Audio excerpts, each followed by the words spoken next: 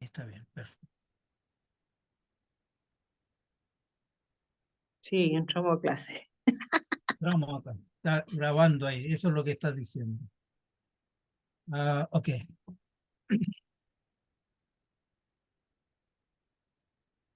Bueno, ahí tenemos el cuadro, el sermón escatológico o discurso de lo porvenir, que es básicamente todo lo que vamos a tener acá. Un tema que ha sido de mucha controversia y de mucha tradición en el mundo evangélico de repente.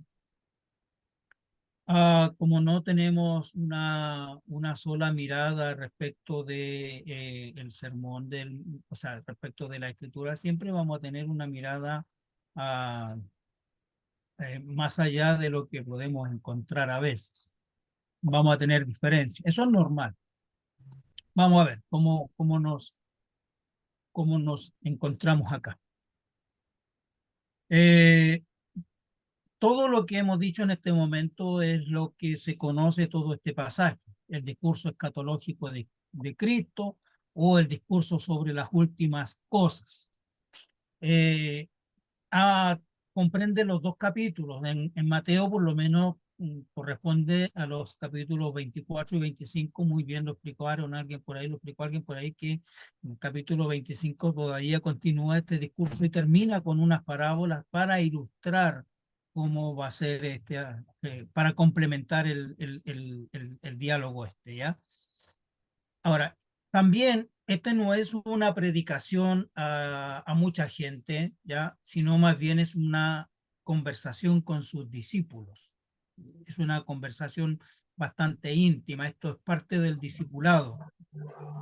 Por lo tanto, también hay que tener ahí en cuenta ese asuntito. Ahora, en esta conversación hay un material profético que que es donde a nosotros muchas veces nos complica porque pensamos que todo lo que está hablando Jesús acá está en un orden cronológico. La verdad que es una verdad a medias. La profecía nunca tiene un orden cronológico y en este caso del sermón escatológico apunta a cosas muy cercanas que van a ocurrir en el tiempo cercano a Jesús y otras cosas que van a estar un poquito más alejadas, que no se puede dimensionar en el tiempo. Por lo tanto, allí es donde a veces nosotros nos podemos confundir un poquito al tratar de, de, de acercarnos al núcleo mismo de la profecía. Poner un punto de partida. El punto de partida es el templo. El templo es el punto de discusión. Tiene que ver con, para algunos eruditos, ¿no? Hay bastante confusión en este texto, pero vamos a tratar de explicarlo así lo más sencillo posible, dado que no nos vamos a complicar con aquellos elementos demasiado eh, com- complejos, sino que vamos a ir a lo práctico, ¿sí? A lo práctico, lo medular, lo que nos interesa, por asuntos de tiempo más que todo, pero vamos a ver algunas cositas.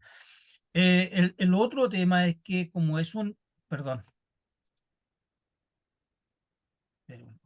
como es un tema profético, eh, este es una maqueta del templo, por supuesto que es una maqueta del templo que pudo haber construido Herodes. Es un templo bastante espectacular, es un templo que tiene algunas características bien interesantes, porque este fue el templo que Herodes construyó para ganarse el favor de los judíos, y Herodes no era judío. Entonces, para ganarse el favor de los judíos, construyó un templo espectacular que para los judíos, independiente de quién lo haya construido, representaba el alma mater de la nación, era el centro, el núcleo donde convergen todas las cosas. Para Israel, el templo era el lugar más importante, es el lugar donde está la presencia de Dios, es el lugar donde se hacen los sacrificios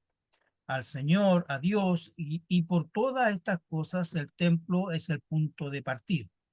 Entonces, en esta conversación hay varios temas que se van a entrelazar, hay varios temas que están directamente relacionados en esta conversación. Lo primero es el asedio a Jerusalén por el general romano Tito. Ya vamos a explicar un poquito de eso, ¿ya? Segundo, la destrucción de Jerusalén completa y definitiva. Tercero, el día del Señor, la persecución a los seguidores de Cristo, las amenazas a la vida y a la pureza de la iglesia, la segunda venida de Cristo. Entonces, estos temas están absolutamente intercalados acá. Entonces, por eso que a veces nosotros miramos, lo único que vemos acá es la segunda venida del Señor, pero hay otros temas que está tratando acá. Si se fija aquí hay 1, 2, 3, 4, 5, hay 6 temas puestos así nada más. Me falta uno por ahí, pero lo voy a dejar ahí mientras tanto. Ya, por lo tanto, pensar que este sermón escatológico o el capítulo 24 de Mateo solo trata de la segunda venida del Señor es muy limitado. La temática es más amplia. ¿Sí se entiende? La temática es más. Entonces, vamos a hacer una pequeña comparación. Este ejercicio ya lo hicieron ustedes. Mateo 24:1 dice, cuando Jesús salió del templo y se iba, se acercaron sus discípulos para mostrarle los edificios del templo. Respondiendo él, les dijo, ¿veis todo esto? De cierto os digo que no quedará aquí piedra sobre piedra, que no será derribada. Luego, en Marcos, el mismo es un pasaje paralelo, ya tenemos alguna diferencia, porque dice, saliendo Jesús del templo, le dijo uno de sus discípulos. Acá dice que se acercaron sus discípulos. Acá dice, le dijo uno de sus discípulos, maestro, mira qué piedras y qué edificio. En otras palabras, le dice, espectacular nuestro templo. Si lo vamos a poner de esa. Eso es lo que le está tratando de decir. Jesús respondiendo le dijo, ¿ves estos grandes edificios? No quedará piedra sobre piedra que no será derribada. Luego el mismo pasaje, el pasaje paralelo en Lucas dice, y a unos que hablaban de que el templo estaba adornado de hermosas piedras y ofrendas votivas, dijo, en cuanto a estas cosas que veis, días vendrán en que no quedará piedra sobre piedra que no será destruida. Si ustedes se fijan, es el mismo tema, es la misma conversación, pero hay diferencias, ¿sí? Es una diferencia. Entonces, para poder armonizar esto, nosotros tenemos que considerar los tres sinópticos y sacar una conclusión, ¿sí? Sí me siguen, ¿verdad? Entonces, la conclusión es que, primero, todo gira en torno al templo. El templo es la clave para poder entenderlo. Segundo, es la conversación que tienen los discípulos entre sí y lo que le plantean a Jesús sobre lo espectacular. Siempre voy a utilizar esta palabra para referirme al templo porque de allí se desprenden las palabras de Jesús, ¿ya? Entonces, los discípulos le dicen, maestro, tenemos un templo espectacular. ¿Por qué? Porque para ellos la forma que tenía el templo y la construcción misma les garantizaba o les señalaba algo maravilloso. Y Jesús les dice, ok, sí, es verdad, todo lo que ustedes dicen está correcto, pero este templo va a ser destruido. Ahora, yo le hago esta pregunta a usted, hermano. ¿Qué pasaría si usted le muestra su templo, el lugar donde usted se congrega a alguien, y ese alguien le dice, sí, pero esto se va a caer en un par de días? ¿Qué diría usted? ¿Qué diría usted? ¿Cómo se sentiría usted? Trate de Eh, imaginarse a los discípulos. con duda. ¿Duda? ¿Sí? ¿Qué más? ¿Estarían alegres los Yo me discípulos? Sí. Yo no le yo me creería. sentiría, Asombrado. yo me, yo me sentiría súper mal, Imagínese si uno construye un templo y que le digan que va a ser destruido, uno se sentiría súper mal. Tratemos de pensar en los discípulos. Los discípulos están viendo un templo espectacular, hermanos. Ya lo dijimos, por ahí lo conversamos. Había sido construido con el mejor mármol. Sí, El fragüe lo habían hecho con oro. O sea, amén.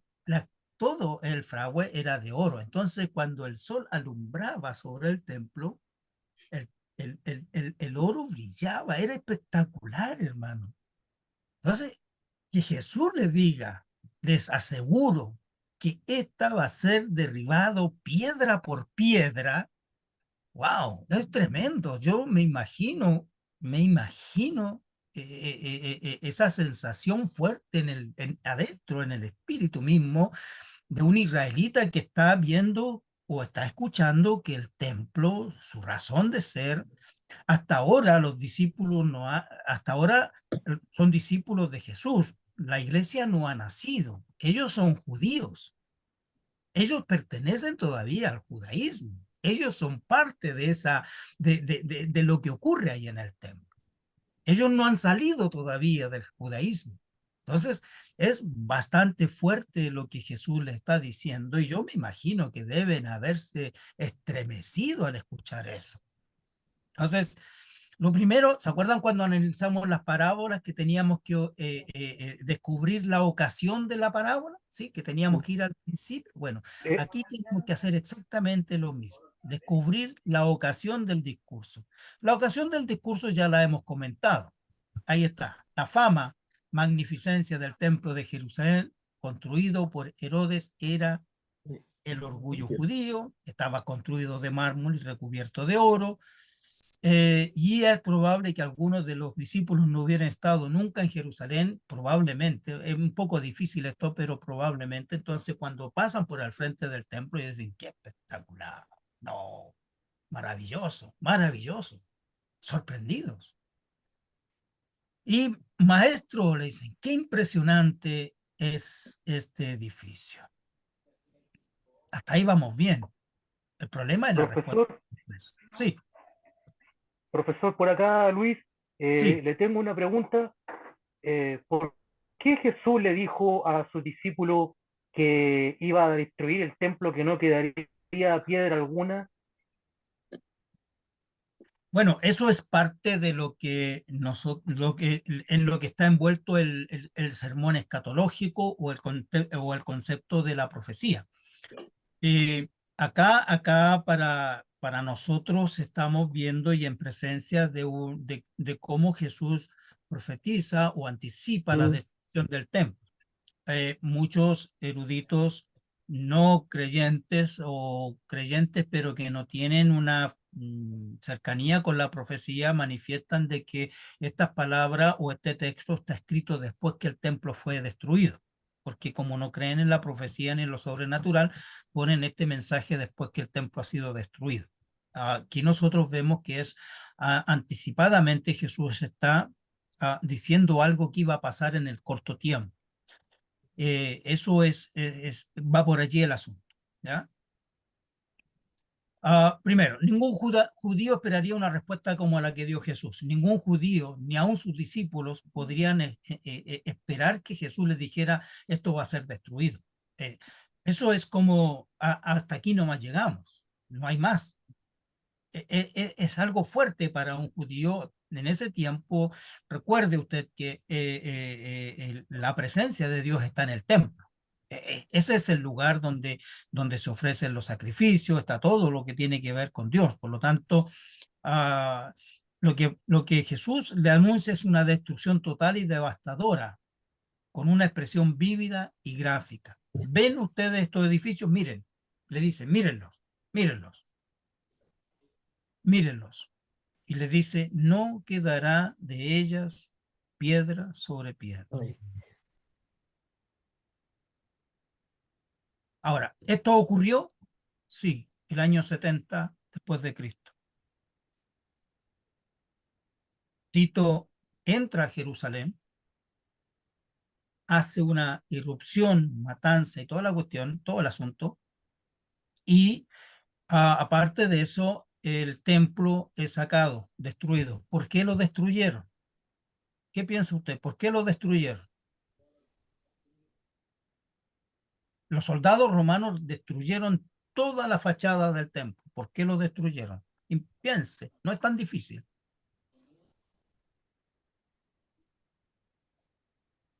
Porque los romanos no querían que, a ver, no querían. No se vayan por lo espiritual, Ah, váyanse por lo material. Bueno, porque sacaron todo porque el tenía oro. un gran valor. El El oro, oro, Porque querían el sacar oro. el oro. Entonces la única forma de sacar el oro era era destruido. destruir, sacar las piedras, el mármol, romper el mármol para sacar el oro. Eso es lo que pasó.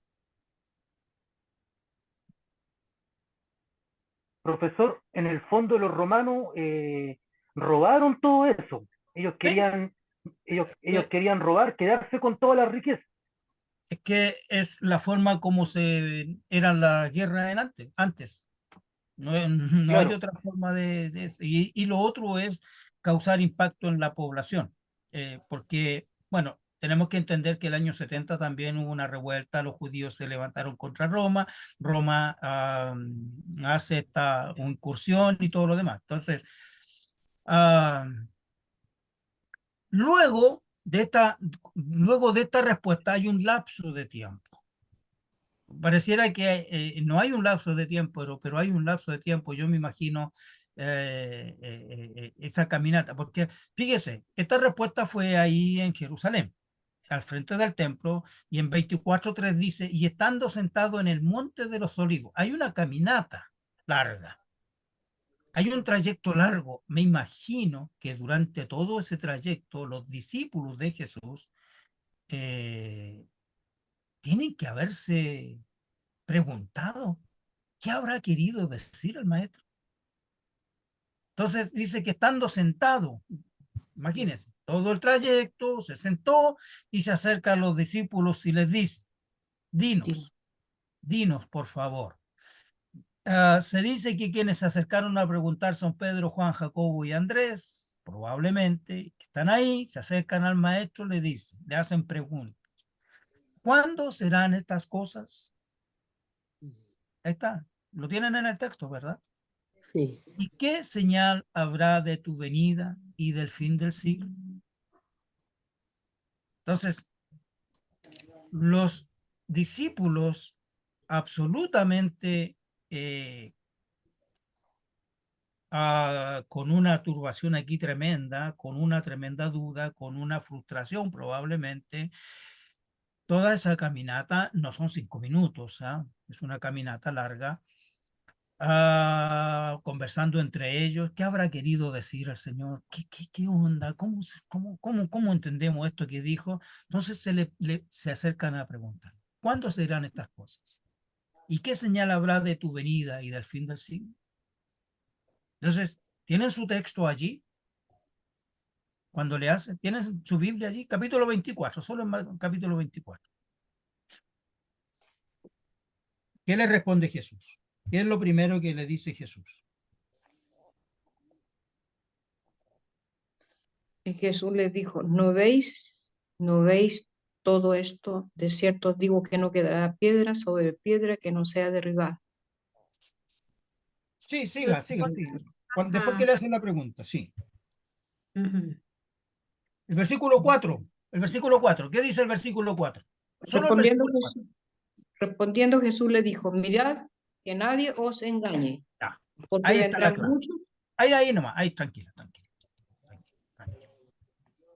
Lo primero que Jesús dice, y que es lo que hemos pasado por alto nosotros, toda la iglesia, es una advertencia.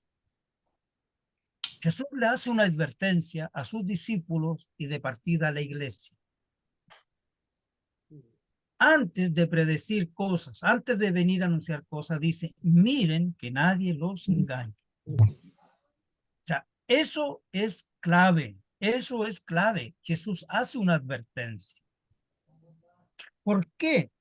Porque lo que va a decir aquí son una serie de cosas. Y lastimosamente nosotros hemos caído en en el error de engañarnos a nosotros mismos sacando conclusiones que el texto no dice. Por ejemplo, cada vez que en Chile hay un temblor, ¿qué decimos nosotros?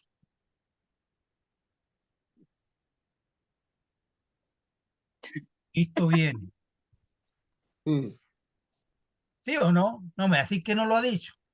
sí, Entonces, lo que vamos a hacer primero es echar una miradita cómo tenemos que interpretar este texto, ¿ya? Así que si no entiendes lo que voy hablando, me detiene para poder explicarlo con más detención, ¿sí? Porque para interpretar especialmente el elemento profético hay que seguir algunas pautas, algunos principios que son necesarios. Primero, la profecía no necesariamente presenta un orden cronológico. Es decir, lo que dijo Jesús no es una secuencia de cosas que van a ocurrir en ese mismo orden. Entonces, muchas veces nosotros hemos dicho, no, porque primero es esto y después esto otro, y porque así dice la palabra. Yo sé lo que dice la palabra. Pero en la profecía, los elementos que están insertos no necesariamente siguen un orden cronológico. ¿Sí? ¿Por qué? Porque la profecía revela lo que está en la mente de Dios, pero no el tiempo, no el cronos. Para Dios no hay pasado ni futuro, solo el tiempo en que Él actúa. Por lo tanto, el cumplimiento de una profecía se llevará a cabo en un tiempo futuro no determinado. El tema es que nosotros, lastimosamente, cuando digo nosotros hablo de la iglesia, en algunas ocasiones ha dicho fechas. A los 1000 llegarán, pero los de los 2000 no pasarán, decía, y ya vamos en el 2000 y algo. Y no ha pasado nada, ¿te fijas? Por ahí alguien dijo que Cristo venía el año 1900, no sé cuántito, y pasó el 1900 y no sé cuántito, y todavía seguimos aquí. ¿Por qué? Porque hemos tratado de entender la profecía con un punto de vista cronológico y hacemos cálculos cronológicos. Y la profecía no funciona, no funciona con el cronos, con el reloj, no funciona así.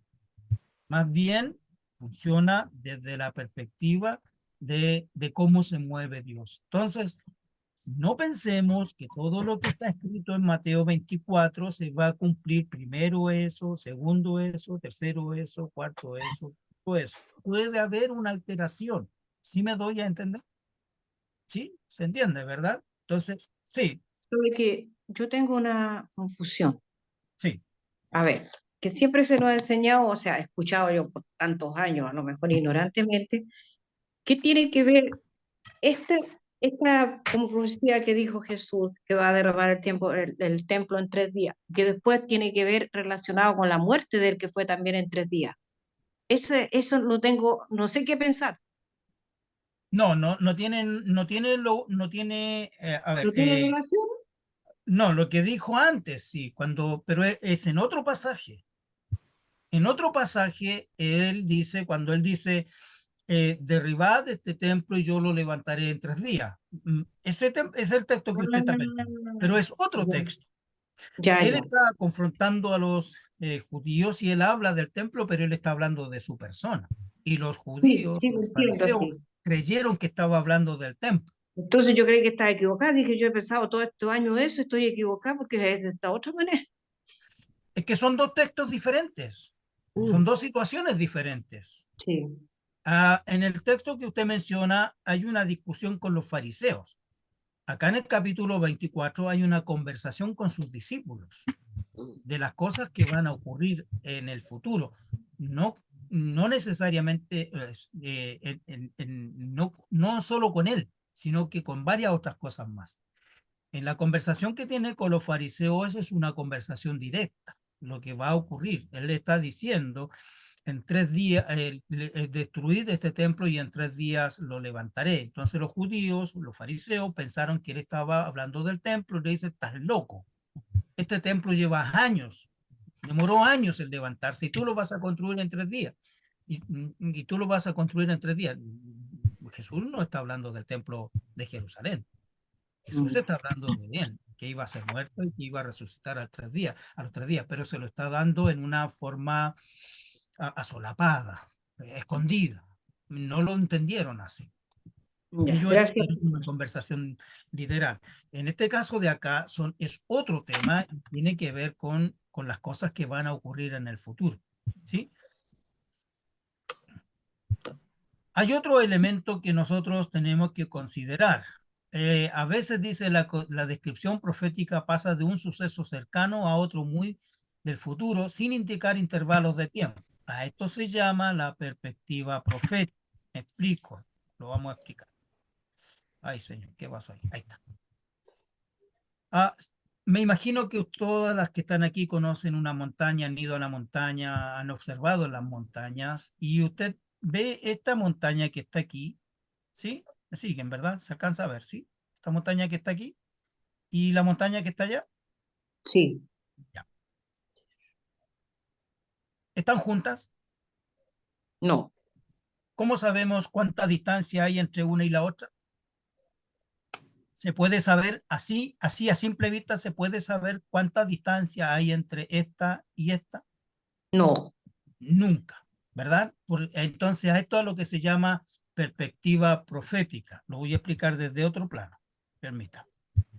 Este es el profeta, ¿sí? Este es el profeta que está anunciando cosas y estas cosas están absolutamente en una sola dirección, pero aquí hay dos eventos que él está señalando, pero no hay una apreciación de que sean dos acontecimientos, pareciera que es uno solo, pero al mirarlo desde otra perspectiva, nos damos cuenta que esta montaña que está aquí y esta otra que está acá, hay un intervalo de espacio. Entonces, a veces una profecía, el profeta solamente ve este plano, no ve todo, no ve este espacio que está aquí. Entonces, las profecías, la mayoría de las profecías que tienen que ver con Jesús tienen un doble cumplimiento. Primero, tienen un cumplimiento en el tiempo cercano al profeta y luego hay un cumplimiento lejano. Me explico, voy a ver. Muchos han leído, he aquí una virgen concebirá. Sí, sí se Sí, acuerdan, ¿verdad? Ya. Sí. Eso lo dijo el profeta Isaías acá, ¿sí? Lo que él ve es esto. Y en su tiempo, esa profecía se cumplió con el rey Cas, ¿ya? Pero luego el escritor sagrado en el Nuevo Testamento dice, esto es para que se cumpla las palabras del profeta. Entonces aquí se cumplió una vez en el rey que estaba en directa relación con, no es acá, con Isaías, y luego acá se cumple en la persona de Cristo. Pero entre este y este hecho hay a lo menos 700 años.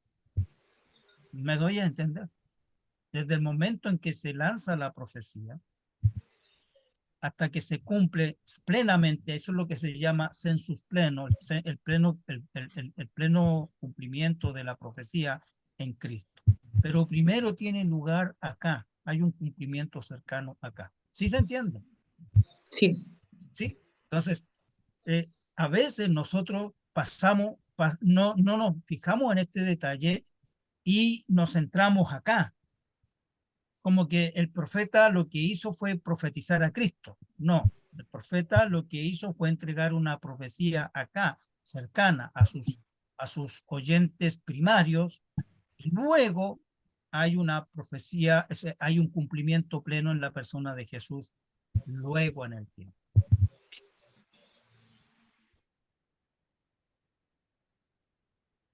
Otro elemento que tenemos que considerar.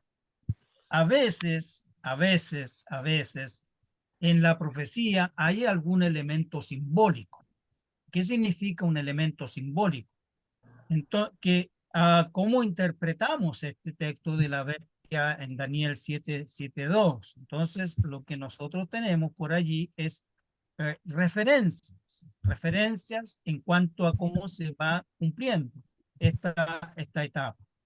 La cuarta bestia se refiere al Imperio Romano, en principio, lo que decíamos, lo que hablábamos recién, un cumplimiento, se refiere a la confederación del anticristo en el futuro. ¿Sí se entiende? Hay dos elementos que están absolutamente separados. Entonces, un elemento sirve como símbolo de otro que se va a cumplir en el futuro, pero tampoco tenemos un tiempo determinado. Simplemente está por allá, por cumplirse. ¿Sí? ¿Se entiende? ¿Sí? Esto es un símbolo acá, ¿ya? Hay un símbolo, el Imperio Romano del primer siglo, etcétera, es simplemente un símbolo de algo que va a venir en el futuro más terrible. No sé si va a tener esta forma, ya solamente lo puse como para que lo podamos entender. No sé si será tan feo el anticristo, si tendrá tantos cachos así como eso, pero estamos hablando de la descripción que hace Daniel ahí con este bicharraco raro, ¿sí? Luego, otra cosa, a veces hay figuras apocalípticas. Se hace uso de símbolos y figuras extravagantes en algunos casos, órdenes diferentes, un nuevo orden de cosas, cosas nuevas, cielo nuevo, tierra nueva. Eso lo he escuchado, ¿verdad? Que el profeta habla sobre cielo nuevo, tierra nueva, etcétera, etcétera. Eso también es parte de lo que nosotros tenemos que verlo. Entonces, cuando diga eso, tierra nueva, cielo nuevo, esto es bien lejano. Esto es bien lejano. ¿Cuánto? No lo sé. No lo sabemos, no lo podemos saber, eso solamente lo sabe el Señor. ¿Cuándo va a venir el fin? Yo no puedo saberlo, no tengo cómo saber cuándo va a concluir la vida, ni siquiera sé cuándo va a concluir mi vida, así que imagínense, menos puedo saber cuándo va a concluir el mundo entero. Eso está solo en la mente del Señor, pero sí, cuando aparezcan escenas como esta, significa que yo tengo que tirar mi mente bien allá y no complicarme.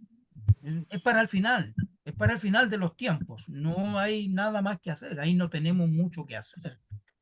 Tenemos simplemente que aceptar que va a haber un fin, y eso es lo que creemos. En un momento va a haber un fin, va a haber una tierra nueva, va a haber un cielo nuevo. ¿Cómo va a ser? No lo tengo idea, yo no sé. Eso está solamente en el Señor. Él verá cómo hace esta tierra nueva o ese cielo nuevo.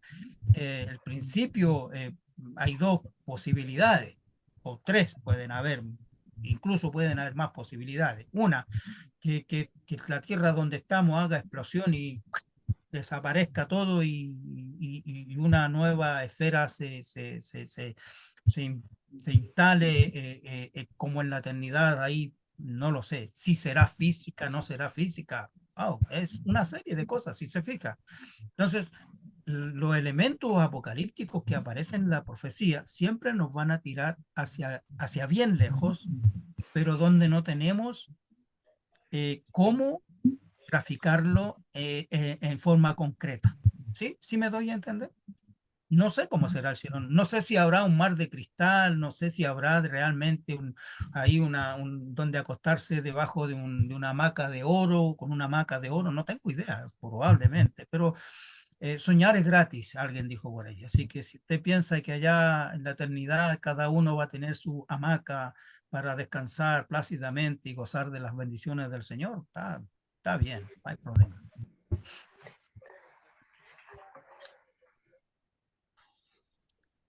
Lo otro, lo que hemos hecho ahora, pasajes paralelos, ayudan mucho porque nos van a dar más luz de lo que vemos, porque a veces un pasaje no entrega toda la información que aparece. Entonces, ¿qué tenemos que hacer?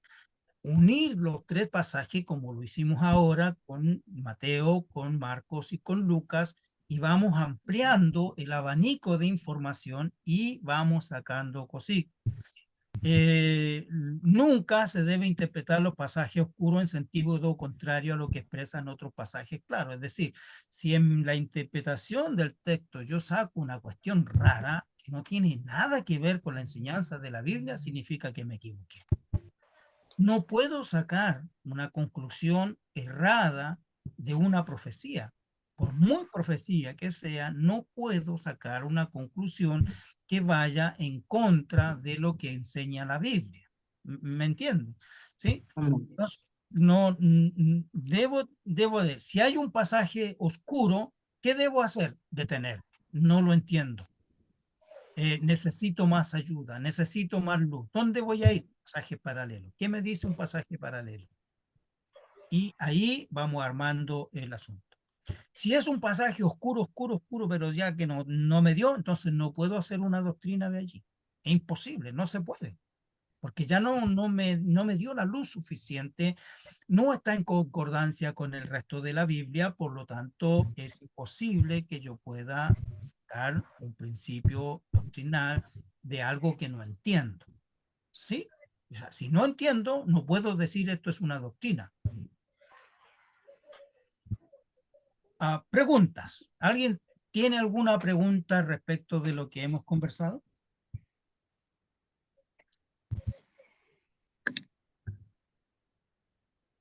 ¿No? ¿Estamos bien? Ok. Vamos entonces. Vamos a ver las señales antes del fin. Ahí está.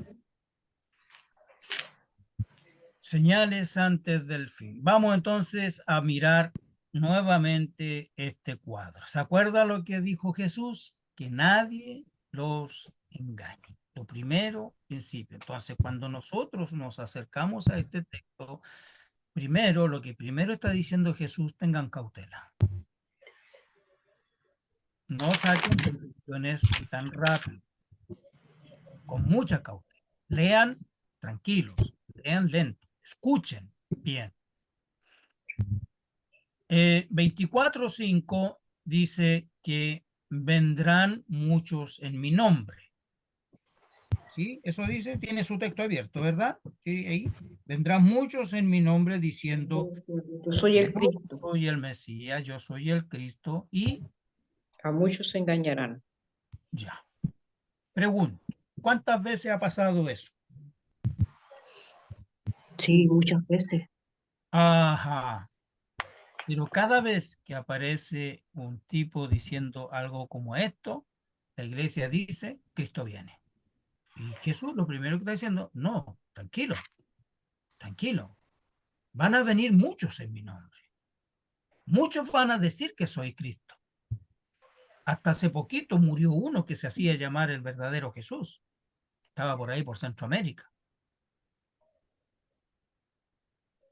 Dice, muchos serán engañados. Este tipo tenía miles de seguidores. Tenía una congregación en Centroamérica, pero tenía seguidores aquí en Chile.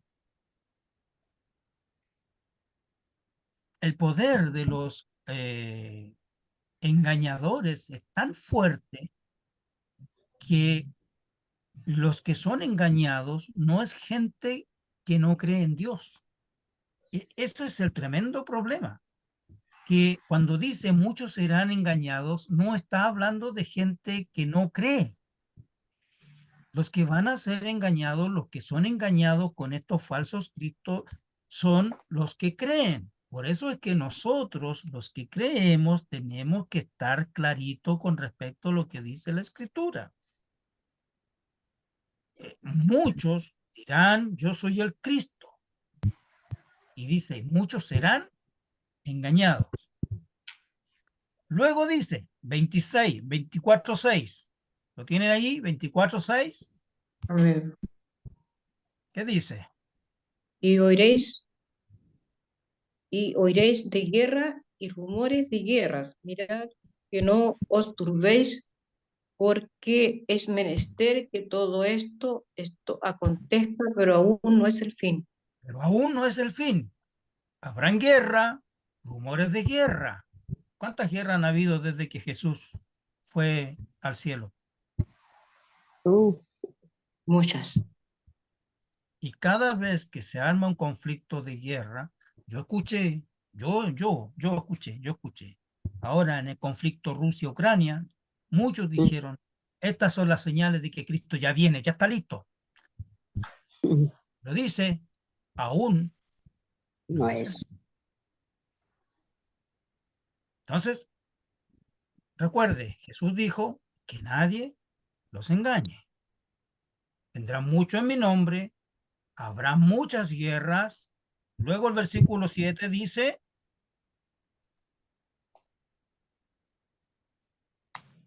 porque se levantará nación contra Porque se nación. levantará nación contra nación y reino contra reino, y habrá pestes y hambres y terremotos en diferentes lugares. ¿Ya? ¿Se fija lo que está diciendo Jesús? Pregunto, ¿Jesús está profetizando eso? Sí.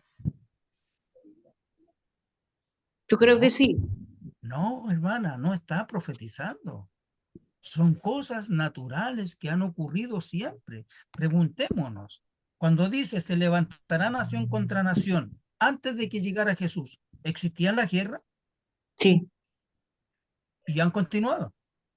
Antes que viniera Jesús a la tierra, ¿había pestes?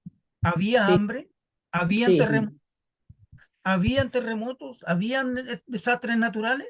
Sí. sí. Sí, Entonces Jesús no está profetizando estas cosas. Lo que Jesús está diciendo es, las cosas aquí en la tierra seguirán ocurriendo de la misma forma que han ocurrido siempre. ¿Ya? Pestes, lugares, muertes y cosas por el estilo, siempre ha sido una constante. Jesús no está profetizando guerras, ni terremotos, ni pestes, ni alzamiento, ni guerra de entre una nación y otra. Lo que está diciendo Jesús es, cuando yo vaya al Padre, ¿me sigue? Cuando yo vaya al Padre, cuando yo ascienda al Padre, voy a volver. Pero mientras yo vuelvo, tiempo indefinido, la vida aquí en la tierra continuará de la misma forma que hasta hoy. ¿Me sigue? ¿Sí? Es decir, las cosas en la tierra no van a cambiar, van a seguir igual. Guerra, rumores, vendrán muchos diciendo al Cristo. Ojo, que el Cristo, nuestro Señor, no es el primer Cristo que aparece en el siglo primero. Ya en el Intertestamento se habían levantado algunos que decían ser el Mesías. Y luego vinieron otros. ¿Ya? Mateo 24:8 dice, y todo esto simplemente será principio de dolores. No es más que eso. Dolores de parto.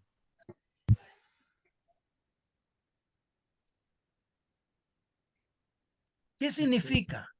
Que la vida en la tierra seguirá siendo inestable. La vida en la tierra seguirá siendo con mucha turbación, con muchos complejos, con muchas situaciones. Pero no significa que esas señales anuncian que ya Cristo llegó. Ni significa que Jesús está profetizando que van a haber guerras, van a haber muertes, van a haber terremotos, van a haber pestes. ¿Sí me siguen? Entonces, lo que Jesús está diciendo es simplemente, muchachos, yo voy al Padre.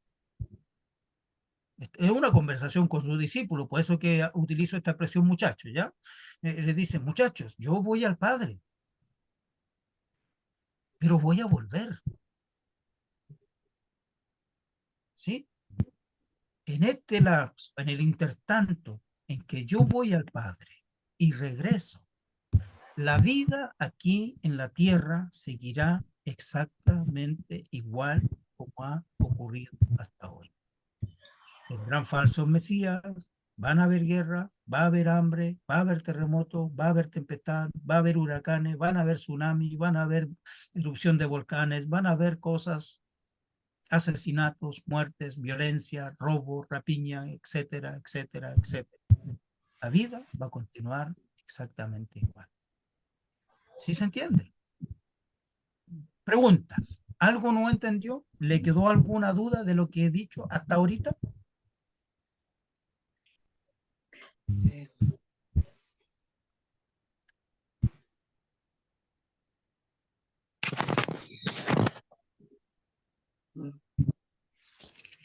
Pastor, Sí. ahora resolví el tema del audio. Entonces, ¿cuáles serían las señales de su venida? Y por lo general se escuchaba, o sea, escuchábamos que estas eran.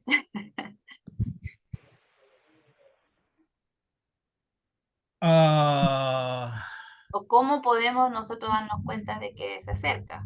No sé, bueno, es la misma pregunta. claro, es que porque yo no siempre, tenemos. pastor, ¿sabe qué? Yo decía, a ver, parece, yo soy, no sé, pues si lo haré bien o lo haré mal. Yo pensaba, y yo mismo he dicho, que si predicáis otro evangelio no les creáis. Entonces me han preguntado, ¿y cómo se va a saber? Porque yo la respuesta que le doy, no sé si está bien o está mal, que la persona que venga, que no viene en el nombre del Padre, del Hijo y del Espíritu Santo, sino nombre eh, estas tres personas, se puede decir, Ujú. no hay que creer, pero yo no sé si estoy mal o estoy bien, porque eso es lo que yo he escuchado siempre. Todo es parte. Todo es parte de lo mismo, de la vida aquí en la tierra esperando a nuestro Señor. Ah, mire, voy a dar otras señales más. ¿Vale? Vamos a mostrar porque aquí no termina todavía. Fíjese lo que dice 24:9. Tienen ahí su texto. No les voy a responder del todo todavía, ¿ya? Quiero ahí dejarle, pero ¿qué dice 24:9?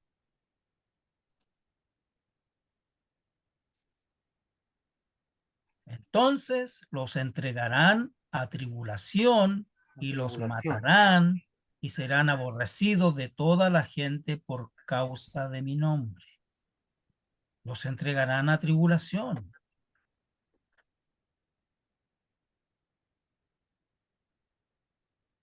Siglo primero, perdón, siglo segundo en adelante. Y esto ya es más contemporáneo. Esto no ha parado.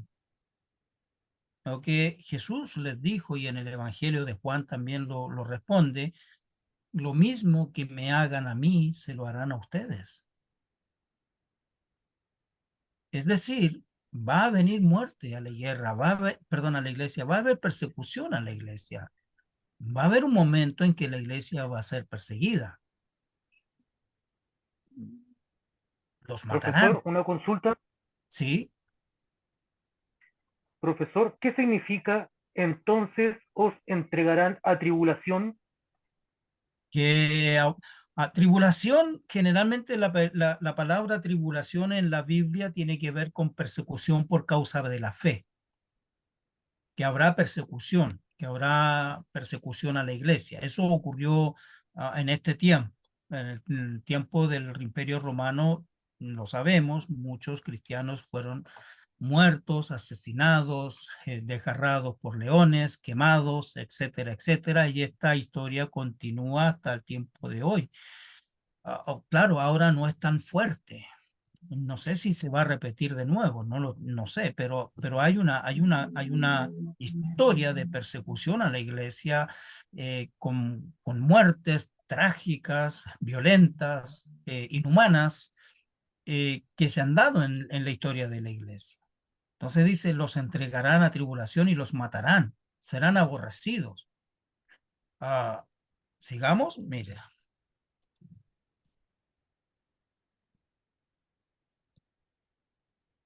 Yo no sé si cuando usted recibió al Señor le dijeron que esto era un camino fácil. Sí, le dijeron que iban a acabar todos los problemas. No, probablemente le dijeron que iba a tener más problemas. Ni un chiste, ¿cierto? Pero el Señor nunca prometió una vida fácil a sus seguidores, nunca. Estamos en este mundo y en los libros del mundo. La iglesia verdadera será siempre una iglesia perseguida. La iglesia perseguida habla de que la iglesia está haciendo bien las cosas. Cuando la iglesia no es perseguida es porque la iglesia no está influenciando. Entonces eso tenemos que preguntarnos. ¿Estamos siendo perseguidos? ¿Estamos influenciando? En todo el mundo, dice, los creyentes deben esperar sufrimiento por lo que hagan o dejen de hacer, sino por el hecho de ser seguidores de Cristo. Esteban, allá adelante, hay una serie de hitos donde se dio esta cosa.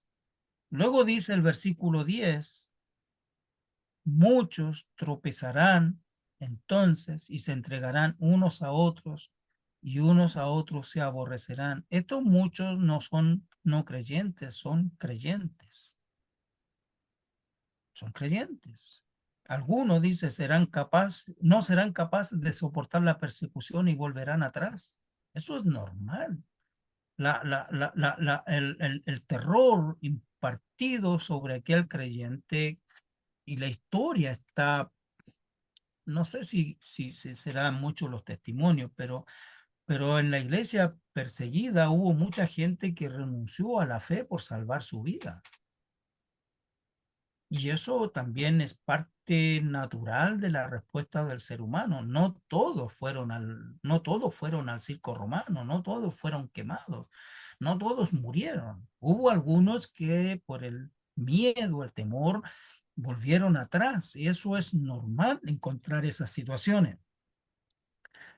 Dice, la más grande causa de odio en los días de la iglesia primitiva era el hecho de que el cristianismo dividía hogares y familias cuando uno de sus miembros se decidía por Cristo y los otros no. Hoy día usted, si va al mundo musulmán a compartir el evangelio, está en peligro de muerte. Si usted vive en el mundo musulmán, si usted fuera musulmán y se decide por Cristo, su familia podría matarlo. A ese extremo. Eso todavía es así. Cristo no vino a unir la familia y usted sabe que eso es así. Cristo vino a dividir. Y eso es parte natural de la historia de la iglesia. Por causa de Cristo. Luego dice, digamos, muchos falsos profetas se levantarán y engañarán nuevamente a muchos. Falsos profetas engañarán a muchos. Se repite la historia. Y este engañarán no tiene que ver con gente inconversa. Esto engañarán se llama creyente. Muchos. Especialmente hoy día está de moda esto del Congreso Apostólico. Un falso profeta es una persona que trata de propagar su propia versión de la verdad más bien que la verdad como se encuentra en Jesucristo. Tenemos que tener claro que hay personas que lucran literalmente con el evangelio. Falsos profetas, falsos apóstoles, falsos personas que se disfrazan simplemente para provecho personal. No estoy hablando de aquellos que tienen una actividad bien ejecutada, que sirven bien al Señor, no importa el cargo que tengan. Pueden tener el cargo de pastor, evangelista, apóstol, profeta, pero si hacen bien y siguen al Señor y sirven al Señor, ok, pero hay personas, usted sabe, que han hecho mucho daño a lo largo de la historia de la iglesia con situaciones como esta. Ya en tiempos de la iglesia primitiva esto se daba. ¿Ya? Pablo tiene que combatir en algunos casos, hay en primera carta a los Corintios y la segunda carta a los Corintios especialmente toca un tema tan parecido a esto. ¿Ya? Luego dice, por haberse multiplicado la maldad, el amor de muchos se enfriará. Nótese otra vez, el amor de muchos. Esos muchos no es gente no creyente. Esos muchos siguen siendo creyentes. Algunos a los que se le enfriará el amor a causa de la creciente impiedad. ¿Por qué? Porque la fe tiene que ser probada. La fe siempre va a ser probada, siempre ha sido probada. Abraham fue probado, Daniel fue probado, los amigos de Daniel fueron probados. Y la prueba es fuerte, hermanos. La prueba de la fe es fuerte. No es un dolor de cabeza nada más, o como a veces nosotros estoy pasando por una prueba y un simple resfrío.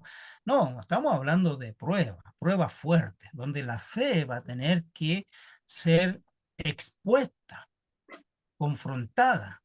Entonces, todos estos elementos van a causar conflicto en la iglesia, especialmente en aquellos creyentes donde la fe no está puesta en el Señor.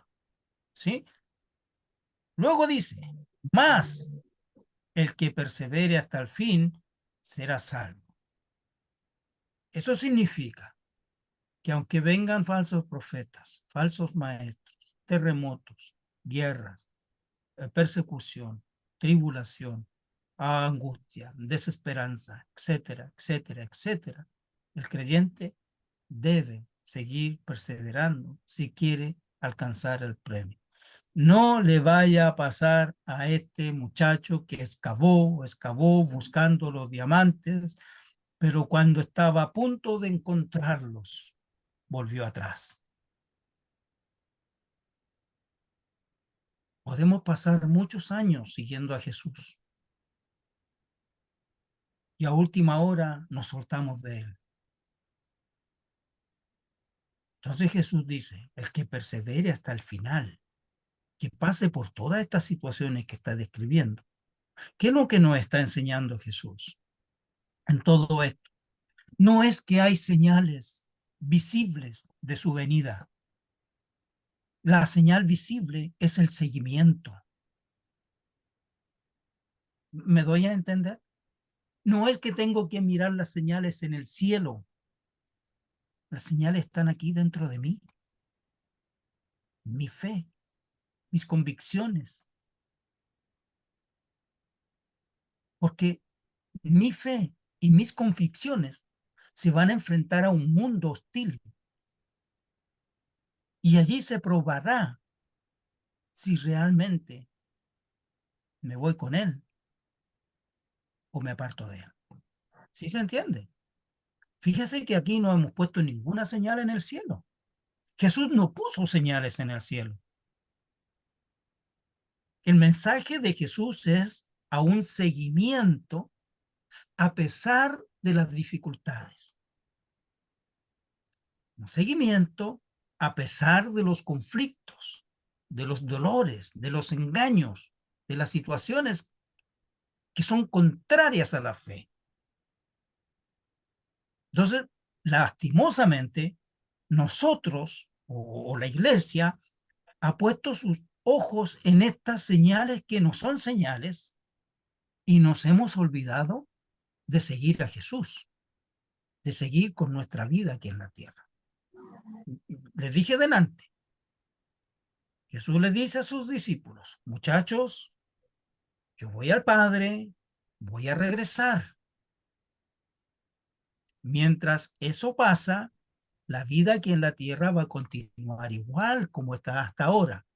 Y ustedes son los mensajeros de mi evangelio.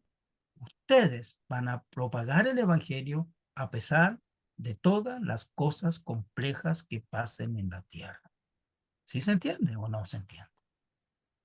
O les derribé el mundo de señales. Wow. Silencio. ¿Qué pasó?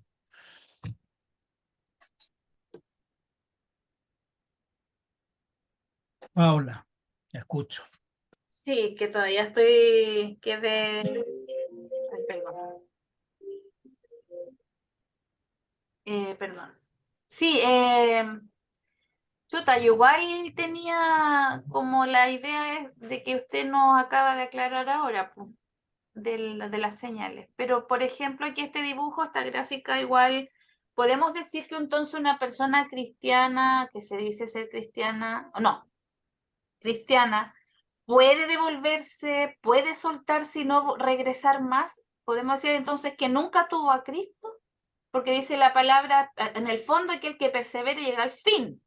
Sí, Lo que pasa en el camino, independiente de lo que pase en el camino, seguimos avanzando. Pero el que sí. se regresa, podemos Ah, decir que nunca más vuelve y que eso indica que nunca tuvo a Cristo. no, no nos podemos meter en el juicio a que le corresponde solo a Jesús. Pero si está No, diciendo el que persevere y no lo vemos es, aplicando eso. pero siempre lo tengo que aplicar primero a mi vida. No, sí, Este es un claro. mensaje para mí. Sí. Este es un mensaje que le está dando a la iglesia. Muchachos, avancen a pesar de las dificultades, porque van a haber algunos que van a volver atrás, pero no le explican ni les dicen a ellos, júzguenlos, No, no, no. háganlo. Entonces, tranquilo. eh, es que ahí es donde nos metemos en otro conflicto, Sí. de tratar de entender si fueron creyentes alguna vez o no. Yo pienso que sí, fueron creyentes, tuvieron fe, pero los alejó, algo los alejó. No tengo que ser tan riguroso al decir nunca, no, porque hay algunas corrientes que dicen, no, es que nunca fueron creyentes, nunca fueron cristianos, Eh, pero me pongo en el lugar de juez y ese lugar de juez no me corresponde. El único que va a juzgar a los vivos y a los muertos es Jesús. Entonces, lo que nosotros necesitamos hacer es personalizarlo. Es decir, yo debo avanzar, seguir, seguir. El camino es duro. El camino es duro, es fuerte, es complicado, es difícil, pero debo seguir. Yo debo seguir. Mi meta es seguir. Hasta el fin. Ah, hasta el fin. Esa Claro. es la idea. Es lo que plantea Pablo en la segunda carta a Timoteo, cuando dice, he peleado la buena batalla de la fe.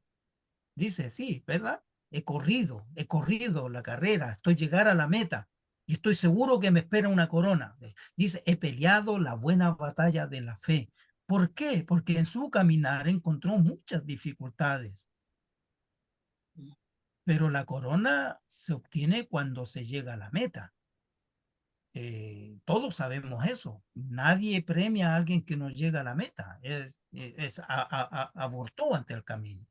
Entonces, lo que Jesús está diciendo acá es a la iglesia, a nosotros, pues es, a pesar de las dificultades, a pesar de las situaciones difíciles, avancen, avancen, avancen. Hasta aquí no hemos visto ninguna señal como que nos indique que cuando ocurra esto, ya está el fin. Simplemente está diciendo que hay cosas que van a ocurrir, que son cosas que han ocurrido siempre. Guerras. Antes de Cristo hubo muchas guerras, violentas, sangrientas, sanguinarias, etcétera. Pestes. Antes de Cristo hubo muchas pestes. No está diciendo que esas señales indican su venida pronta. Está indicando que la iglesia, nosotros, tenemos que avanzar a pesar de las dificultades. Eso es. Y ojo, animar.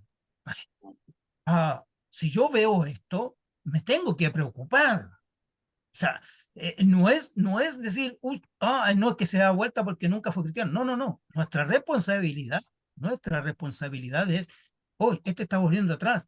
Vamos, vamos, vamos, sigue avanzando. Esa es la idea de animar a los otros. ¿Ya?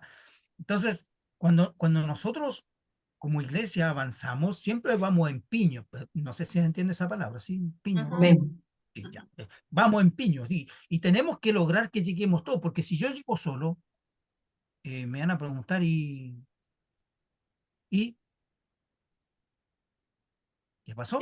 Y ahí está la diferencia, pues, pastor, entendiendo y viendo que es súper clave, o sea, claro, esta ilustración es muy clarificadora. Hay otro verbo que habla de que permanece, o sea, perseverar y permanecer es la clave, o sea, yo creo que es un indicador para todo cristiano cuando a pesar de todo nos miramos y decimos, gracias Señor, porque miré para atrás y sigo contigo. ¿Sí? Permanezco y sigo avanzando. Y al ver el dibujo de abajo, claro, yo ahora no me pongo en ese lugar de a lo mejor de retroceder, pero sí como cristiana que digo ser y llevarlo y tratar de devolver su camino. Esa es como mi tarea. Esa es Más como usted dice, idea. más de jugar y todo, es como decir, no, no te devuelvas, vamos, sigamos, esta cuestión continúa. No, pero a veces, claro, la mirada se desvía desde otro lugar. Fíjese que en Apocalipsis también aparece una situación como esa, mas el que persevere llegará, ese es el que persevera hasta el final, recibe la corona. Es bien interesante si pueden echarle una miradita a la carta, a la segunda carta de Timoteo, cuando Pablo dice, he peleado la buena batalla de la fe. Después le echan una miradita, porque allí está haciendo una revisión del momento. Él está listo para ser ejecutado. Él sabe que va a morir. Ya hay sentencia de muerte sobre él. Pero dice, pero por lo demás me espera la corona de aquí. Aquí. Esto me espera, la corona de vida. Y esa es nuestra meta, hermanos, alcanzar la corona. Yo siempre digo, hay que avanzar, hermano, lleguemos a tropiezos, o que, no sé, a la rastra, como sea, pero que no sean las cosas del mundo las que nos dejen abajo. Porque a veces las cosas del mundo son más fuertes que el camino del Señor. Es más atractivo al mundo que el camino del Señor, en términos de tentaciones, de cosas que sea. Pero entonces, lo que nosotros necesitamos es darle, perseverar, perseverar, perseverar. ¿Ya? Ahora, fíjese en esta siguiente. ¿Qué significa perseverar? Dice, continuar con constancia lo que se ha empezado. Mantenerse firme y constante en una manera de ser o de obrar. Y la palabra griega, upomeno, dice morar bajo o jupo, ya, significa quedarse en un lugar en vez de abandonarlo. Eso literalmente. Pero básicamente es seguir hacia arriba. Darle. Se hace difícil la cosa. Pero perseverar tiene que ver con permanecer en el lugar. Paula lo dijo recién, permanecer y perseverar. Es quedarse en el lugar, no abandonar el lugar, porque es clave. Mire, imagínese, voy a poner un caso. 40 años en el Evangelio y me retiro a última hora. Justo cuando voy a alcanzar la meta, me retiro de la carrera. ¿Qué sentido habrá tenido haberme mantenido durante 40 años corriendo una carrera para abandonarla a último minuto? Entonces, la idea de este mensaje escatológico, primero, es fortalecer la fe de sus amigos, de sus discípulos, porque él iba a morir. Ellos iban a ver cómo él iba a ser tratado, ejecutado, muerto, todo lo demás. Y entonces le está diciendo, van a venir días terribles, pero ustedes tienen que continuar, tienen que seguir avanzando. ¿Sí? ¿Sí se entiende? Entonces, lo primero que Jesús les dice frente a situaciones del futuro es, ustedes manténganse firmes a pesar de las cosas que vengan. ¿Y es difícil? Probablemente. Caminar cristiano no es un jardín de rosas, solo de rosas. Las rosas tienen espinas por lo demás. El verdadero cristiano es aquel que mantiene su fe cuando cuando ésta se encuentra en las mayores dificultades. Piensa en Abraham, piensa en Daniel, piensa en David, piensa en todos los hombres de la Biblia que pasaron por pruebas difíciles. Aquel que a pesar de todas estas perturbaciones y persecuciones permanece leal a Cristo entrará en la gloria. El verdadero cristiano es aquel que en tiempos de persecución permanece fiel a su fe, ya que es en los momentos difíciles cuando ésta se prueba. Eso es lo que nosotros llamamos salto de fe. Vivir por la fe es pensar que todo está en las manos del Señor. Todo lo que me pase está en las manos del Señor. Todo lo que me ocurra está en el propósito de Dios. Me enfermo, es del Señor. Me voy, si tengo que fallecer, es porque hay un punto determinado para mí y que el Señor me recibirá si he andado en sus caminos y Él me abrirá la puerta, qué sé yo. Pero es hasta el fin. Las pruebas van a venir.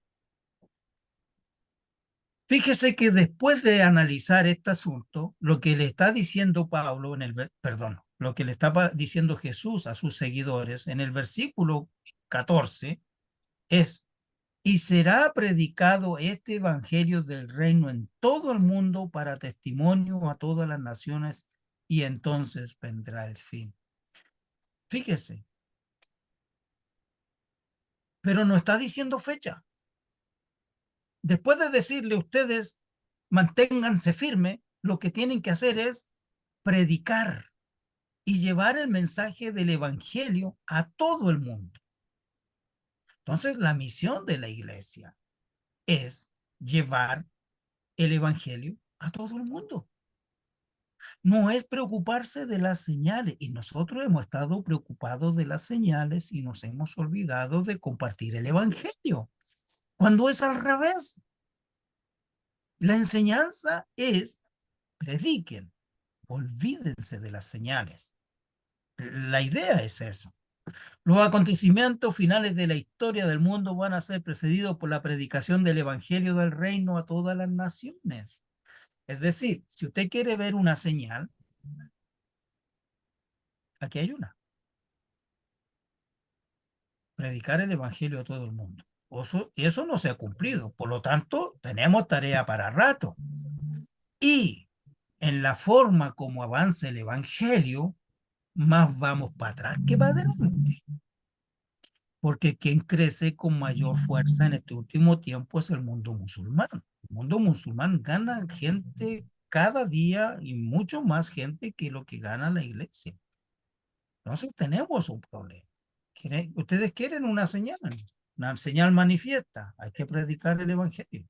Cada vez que se predica el evangelio es una señal de que el retorno de Cristo se acerca, pero no dice cuándo.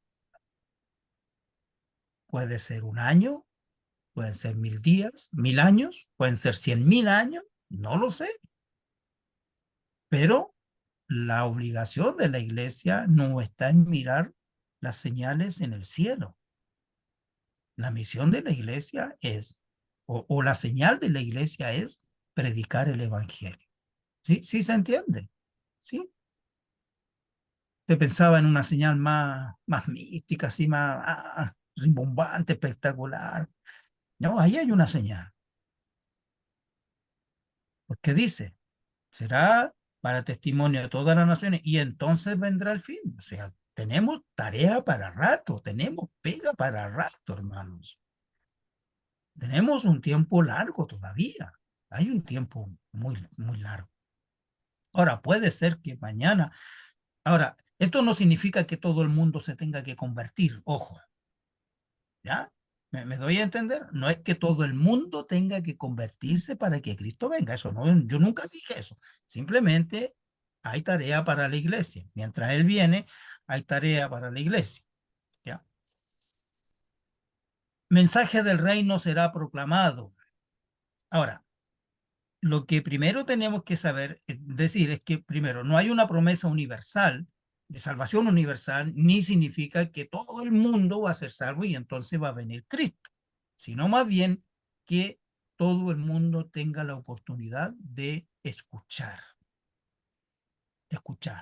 el mensaje. La iglesia tiene que predicar. La iglesia tiene que avanzar. La iglesia tiene que dar a entender eso. Por lo tanto, ahí hay una señal. La primera señal es que el reino de Dios tiene que llevarse a todo el mundo. ¿Sí? Lo segundo,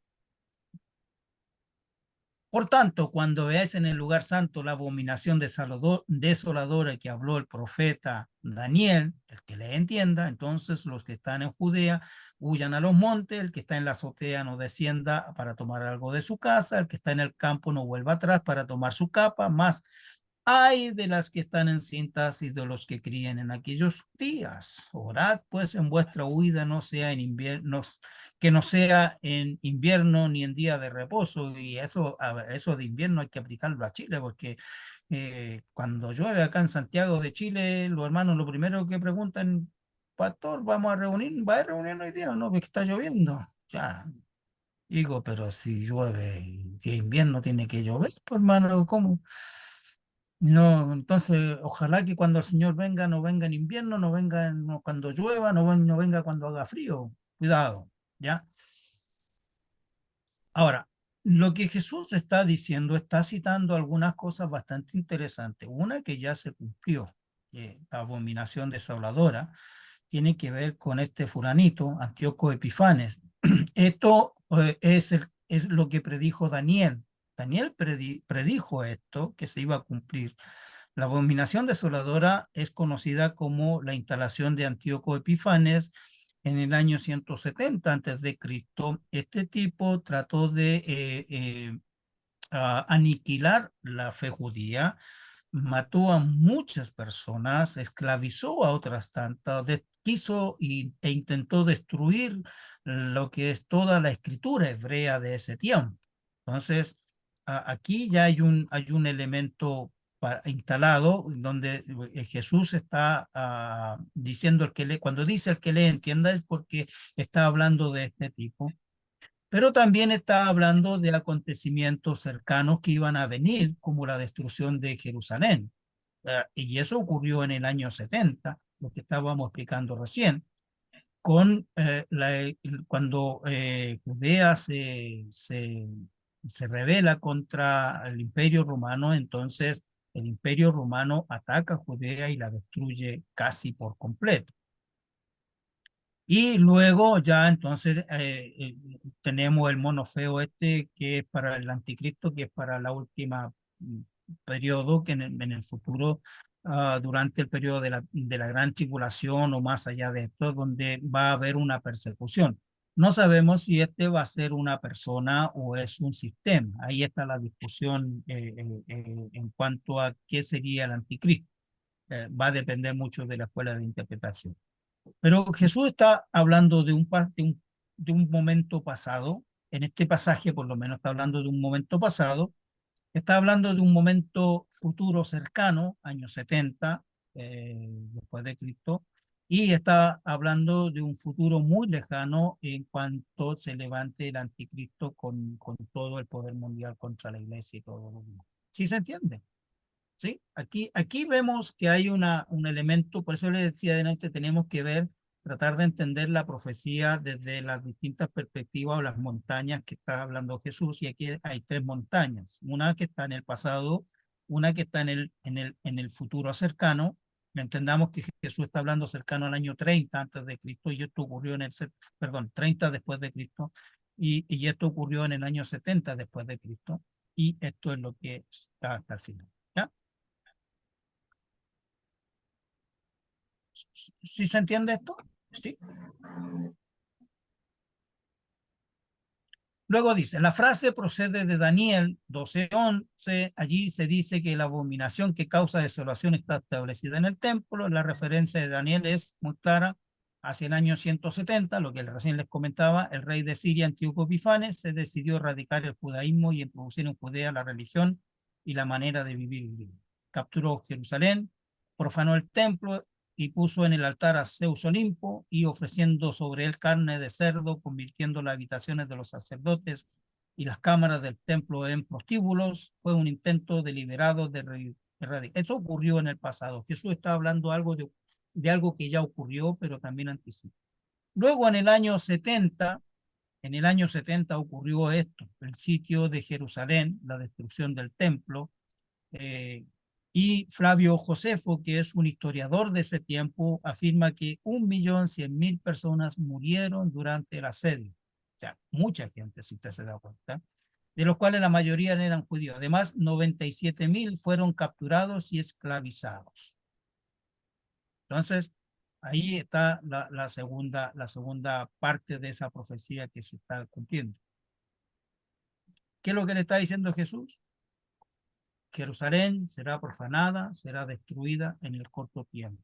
Y esto ocurrió. William Barclay, que es un teólogo contemporáneo, habla sobre el asedio de Jerusalén. Fue uno de los más terribles de la historia. Jerusalén era sin duda una ciudad difícil de tomar, ya que estaba situada en una montaña y defendida por fanáticos religiosos. Así que Tito decidió conquistarla por el hambre.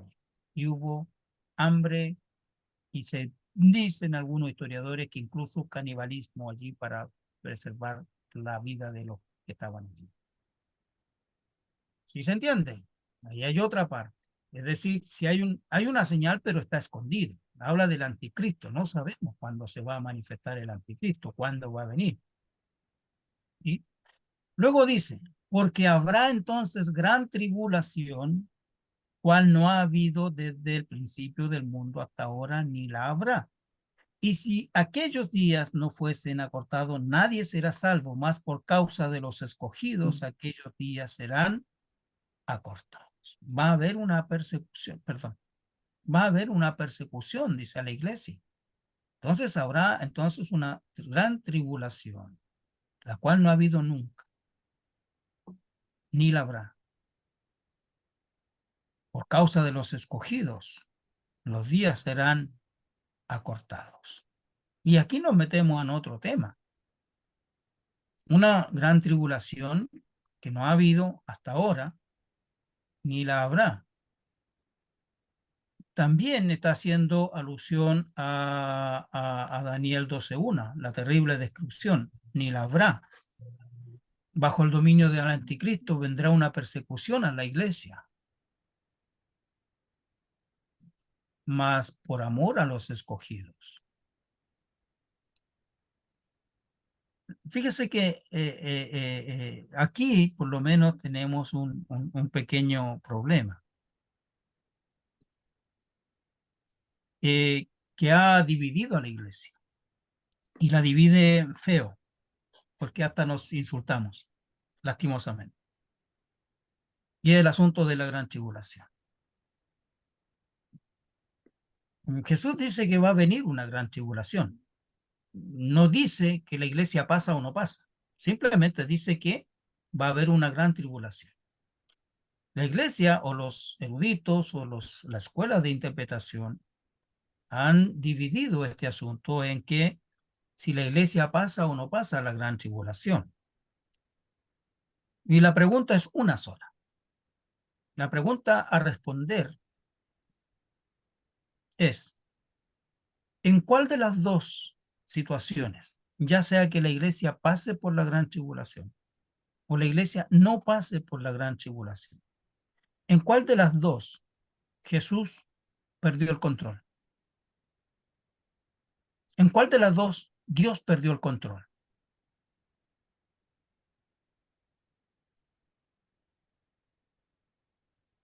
Pregunto, ¿en cuál piensa usted que Dios perdió el control? Usted se refiere a perder el control. Hola, buenas noches. ¿Usted Sí, se refiere a perder el control en el sentido de tener el tema dominado? sí. ¿En cuál de las dos a Dios lo sorprendió? ¿En cuál de las dos Dios no tiene nada que contar? En ninguna, porque Dios tiene el control de todas las cosas. Y nosotros nos dividimos. Entonces, la posibilidad de que la iglesia pase por la gran tribulación está abierta. ¿Cómo? También puede que no la pase. El tema es que nosotros, por defender una posición, nos herimos. cuando el texto acá no es claro. Hemos adoptado una posición pensando que la iglesia no pasa por la gran tribulación. La pregunta tenemos que hacernos, ¿por qué si la iglesia pasara por la gran tribulación, Dios perdería?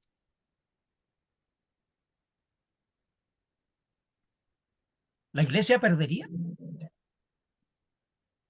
¿Alguien perdería?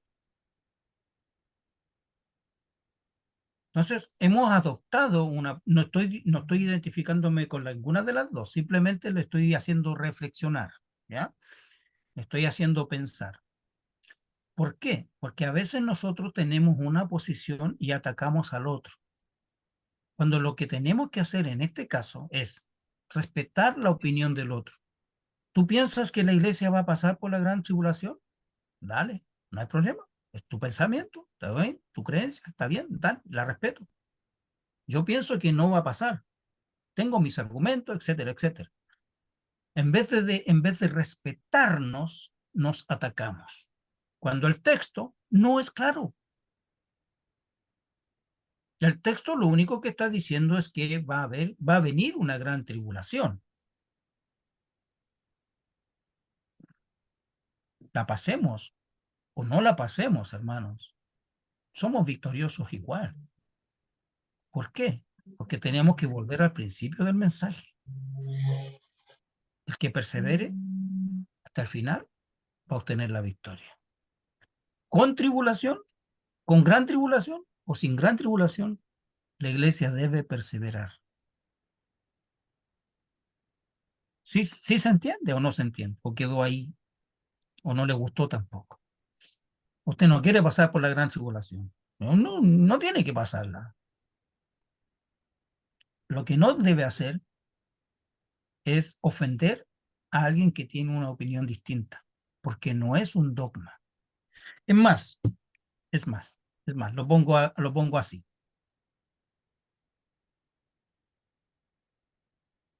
Si usted cree en la gran tribulación,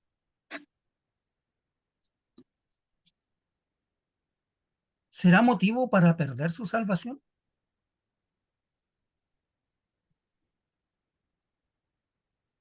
Si, pregunto no, si usted cree que la iglesia pasa por la gran tribulación, ¿me escucha bien, sí? Si usted cree que la iglesia pasa por la gran tribulación, ¿es suficiente para que usted pierda su salvación?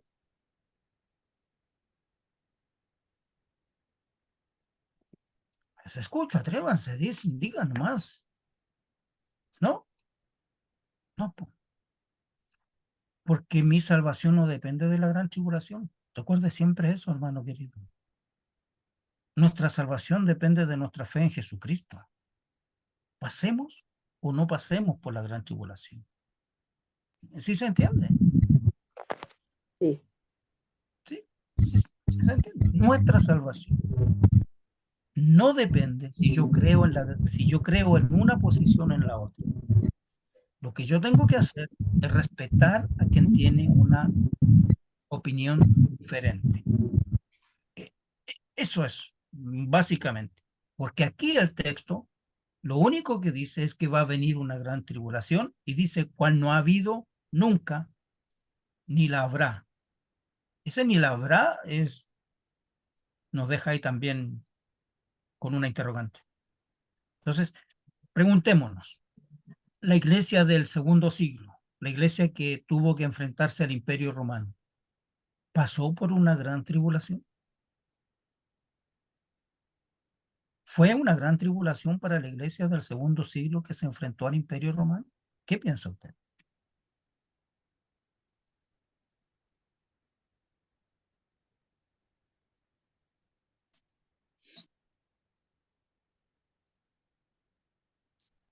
La iglesia ha vivido en tribulaciones, hermanos,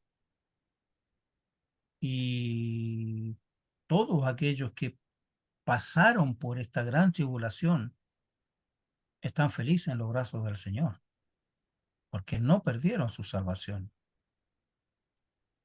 Entonces, cuando nosotros nos enfrentamos a dogmas que no son claros, debemos tomar una posición, ¿sí me doy a entender? Tomar una posición y respetar al otro, porque el otro sigue siendo mi hermano. ¿Me doy a entender? La persona que piensa en esta materia solamente, no estamos hablando de otra cosa, en esta materia, piensa distinto a mí, pero sigue siendo mi hermano, sigue creyendo en Cristo. Lo único que puede alterar nuestra situación es dejar de creer en Cristo. Ahí es donde tenemos el problema, ¿sí?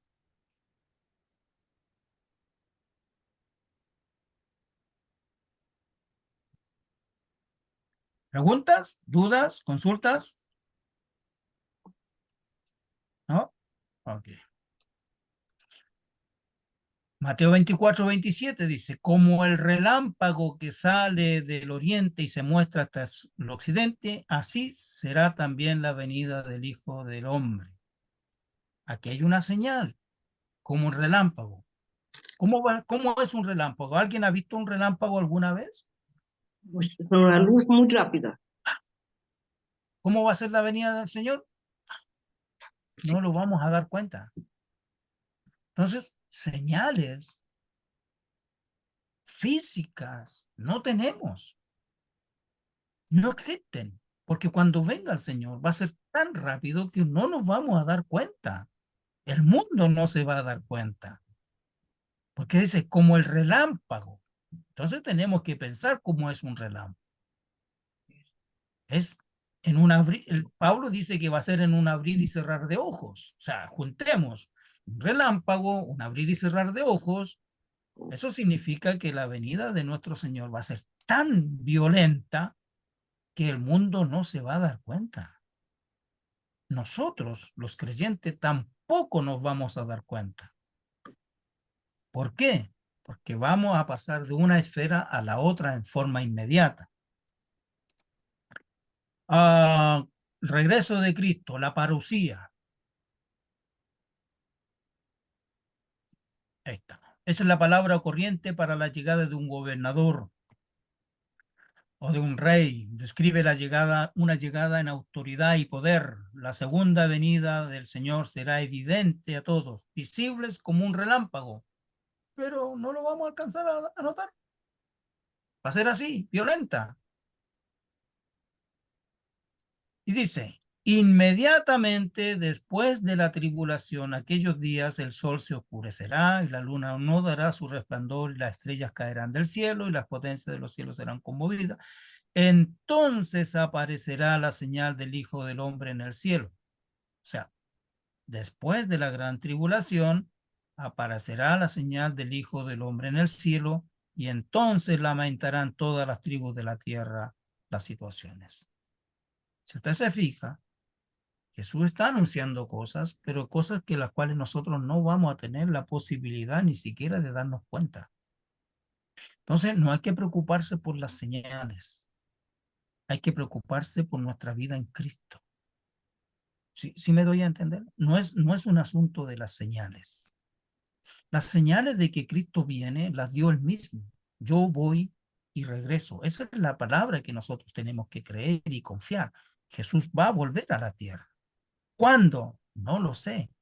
¿Cómo? Tampoco lo sé. La Biblia no lo explica con detalles. Simplemente menciona que Él va a regresar, que va a venir a regresar, que va a venir por su iglesia y que juntos vamos a reinar por la eternidad o vamos a estar con Él en la eternidad. Premio mayor de esta espera. Profe, disculpe, Sí, por acá Patricio, pues, sí. hay una confusión aquí porque estamos hablando de la segunda venida de Cristo o estamos hablando del rapto de la iglesia, porque aquí hay pasajes que me producen un poco Ya. de comezón, por decir algo, porque te dice que será como un rayo, ¿cierto? Pero el Ajá. pasaje que acaba de citar dice que viene una nube y todo ojo le verá. Ajá. Entonces, si es como un rayo, ¿cómo todos le van a ver el arriba de las nubes? Entonces ahí tengo una confusión ahora en este minuto porque Uno es la venida de Cristo, su segunda venida, y el otro es el rapto de la iglesia. A ver, ya, espérame un cachito. Lo voy a explicar enseguidita, ¿sí? Lo voy a explicar enseguidita. Dame un cachito. Eh, ¿Por qué? Porque hay que, primero, lo que primero tenemos que asegurar y entender que Cristo viene. Eso es lo primero que hay que poner como punto de base. Aquí lo que está describiendo el regreso de Cristo en persona, cómo va a pasar. Eso es lo primero que nosotros tenemos que entender. Ahora, ¿cómo va a ser su venida? Allí es donde nosotros tenemos una serie eh, de puertas que se abren y se cierran y va a depender mucho de la denominación, de la congregación o de la escuela de interpretación que nos ayude a entender la venida del Señor. Lo que Jesús está diciendo acá es que Él va a regresar. Que Él viene a instaurar va a venir para establecer su reino, etcétera, etcétera. Por lo menos en el capítulo 24 es lo que ha estado tratando de hacer. Y lo que está también haciendo es tomando esta situación desde la perspectiva de la cosmovisión judía que entiende el día de Jehová o el día final, el día del Señor, el día donde decide intervenir para terminar con todos los asuntos que están en la tierra. Entonces, desde esa perspectiva, lo que nosotros vamos a ir poniendo como piso es, primero, Jesús está estableciendo un principio. Yo voy al Padre y voy a regresar. Ese es el principio, porque Él está prometiendo que va a volver por su iglesia. Ahora, hay varios textos que hablan de su venida y en la mayoría de ellos establece como un asunto de que va a ser fulminante, así, rápido. Juan en el Apocalipsis utiliza la expresión arché, que significa así, violento. Entonces, ese todo ojo lo verá. Es una forma de entender de que Jesús sí va a regresar. Es una figura. Pero para que se produzca el regreso del Señor, va a haber conmociones universales, será anunciado con gran voz de trompeta, como dice Apocalipsis, habrá conmociones en el cielo, todo el mundo le verá y juntará a su escogido, todo eso se va a dar, pero va a ser muy rápido. Va a ser todo muy rápido. Entonces, voy a dejar de... Espérame un cachito, espérame un poquitito, voy a buscar una diapo para poder explicar un poquito mejor esta situación. Si la encuentro por aquí. A ver, un poquito, espérame un poquito.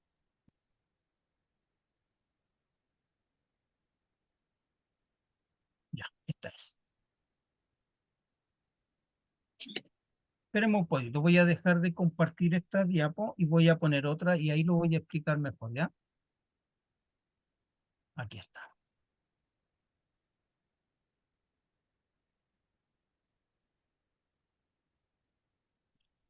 A ver, tratando de entender el concepto de la gran tribulación y la venida del Señor y el rapto, que son elementos que están en nuestra cosmovisión y en nuestra creencia, es donde nosotros tenemos que, lo que decía delante, tenemos que tratar de tener un poquito de amplitud de criterio para aceptar las ideas.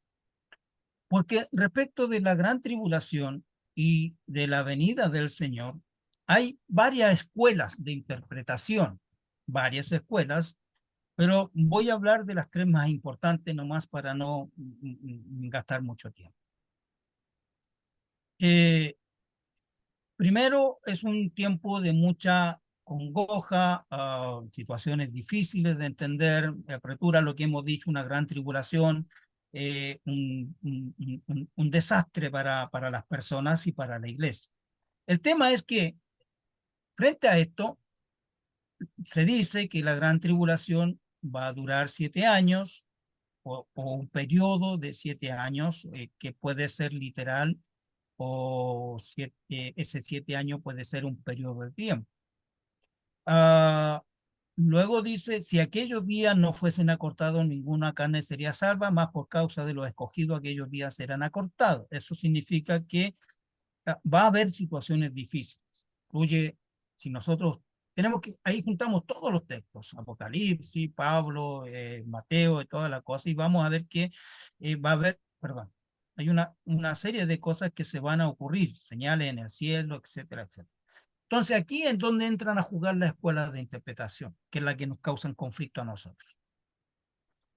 Primero, para interpretar los eventos escatológicos, hay que considerar todos, no uno solo, todos, porque la escatología son todas las cosas que van a haber después de la muerte, los acontecimientos finales.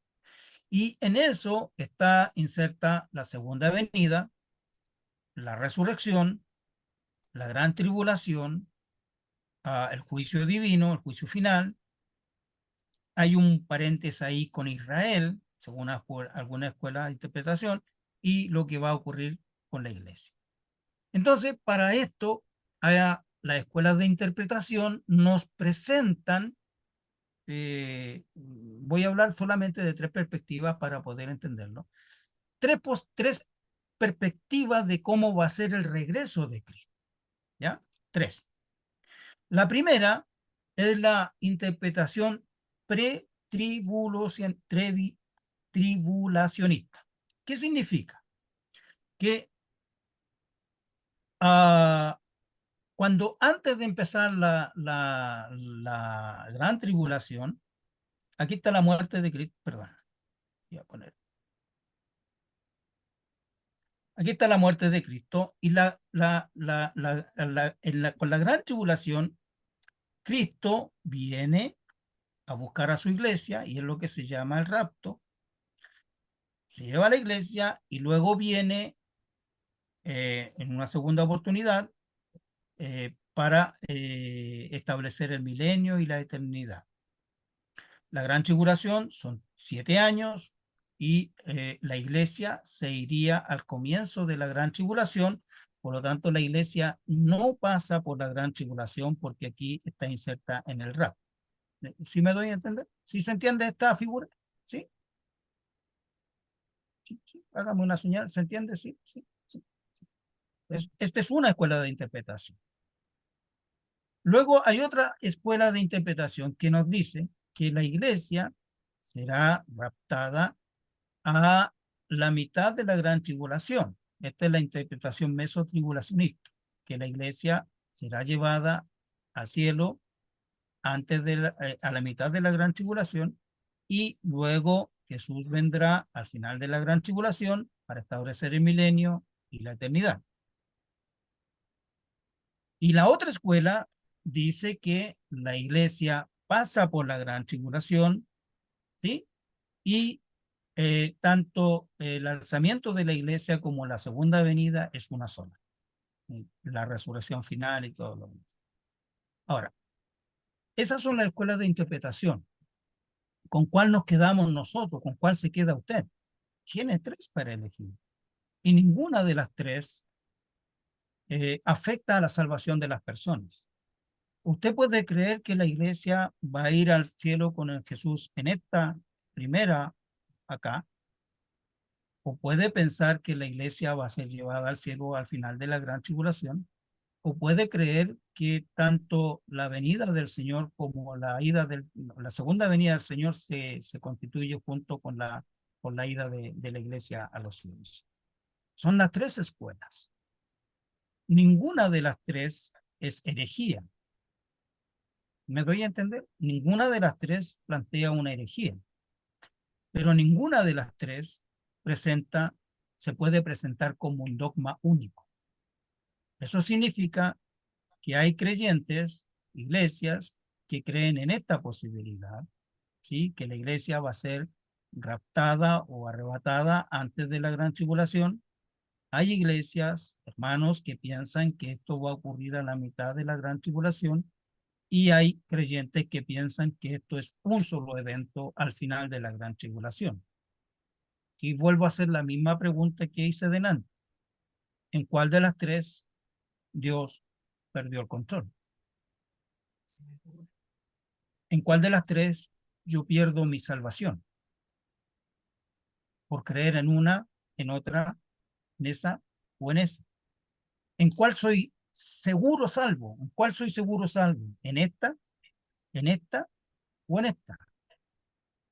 No sé, Sergio, si me explico bien, o si tienes todavía alguna duda. Pero son las escuelas de interpretación que nos presentan a nosotros una opción de elegir. Y nosotros elegimos creer. Y la que creamos aquí, cualquiera que creamos acá, la tenemos que defender, pero tenemos que respetar a otros hermanos que tienen una posición diferente. Porque acá no estamos frente a un dogma de salvación. Los, perdón, ahí está. Los que creen en esta posición son todos salvos. Los que creen en esta posición son todos salvos. Y los que creen en esta posición son todos salvos. Nadie se pierde por creer en una o en otra. Ninguno se pierde. Porque la salvación no se pierde por creer en una escuela de interpretación que habla sobre la segunda venida de Cristo. Porque cada una de estas escuelas tiene apoyo bíblico.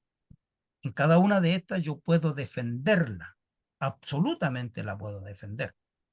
Y puedo decir con toda propiedad que Cristo viene aquí, o ahí, o acá, sin ningún problema.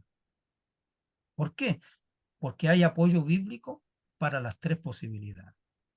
¿Qué hemos hecho nosotros? Nosotros, por creer en una posición, despreciamos a los otros, que creen en una posición distinta a la mía. Lo que tenemos que hacer es adoptar una posición acá. Y la posición que adoptemos, la creamos. Pero respetemos al que piensa de manera distinta. ¿Sabe por qué? Porque sigue siendo mi hermano, sigue siendo salvo y sigue creyendo en Jesús. El tema difícil sería acá si no creyera en Jesús o si no creyera en la segunda venida, si negara la segunda venida. Ahí ya estamos en otro problema. Pero ninguna de las tres las puedo mantener como un dogma único y exclusivo. Yo creo en esta o en esta, y el cielo lo tengo ganado. No porque crea en esto, insisto en esto. Yo no voy al cielo porque creo en esto. Voy al cielo porque creo acá, en esto. Creo en la muerte, el sacrificio de Jesús, que pagó por mis pecados y para darme salvación y vida eterna. Esto de acá son escuelas de interpretación, hermanos queridos. Es como vemos la segunda venida o cómo la ven distintas congregaciones o distintas denominaciones. No sé si me explico.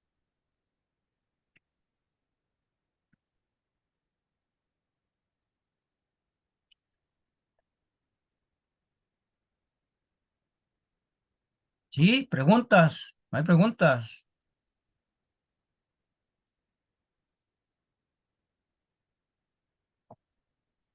Ok.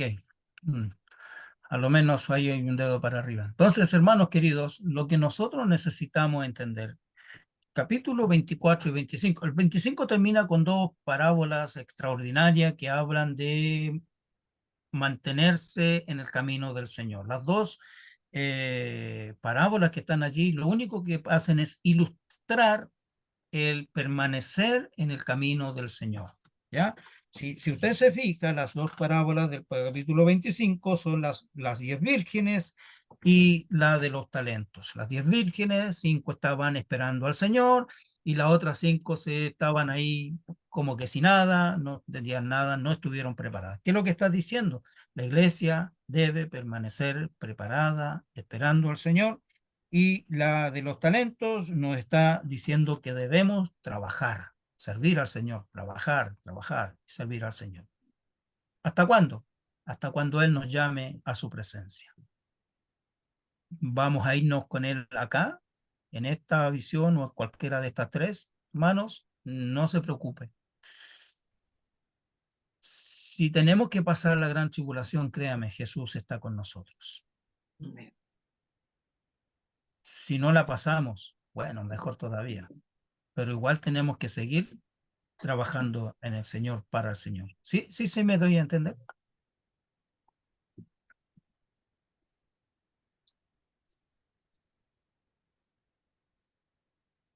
Ok, preguntas, dudas, estamos ya ahí al tiempo.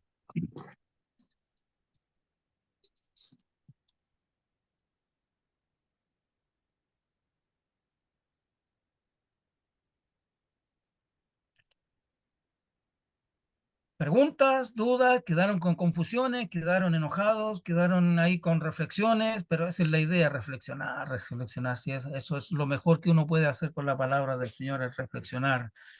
Yo les sugiero, vuelvan a leer el capítulo 24 de Mateo y vayan viendo que lo que hay allí son instrucciones para seguir perseverando en la fe en Jesucristo y creer que Él viene por nosotros, porque Él viene a buscarnos.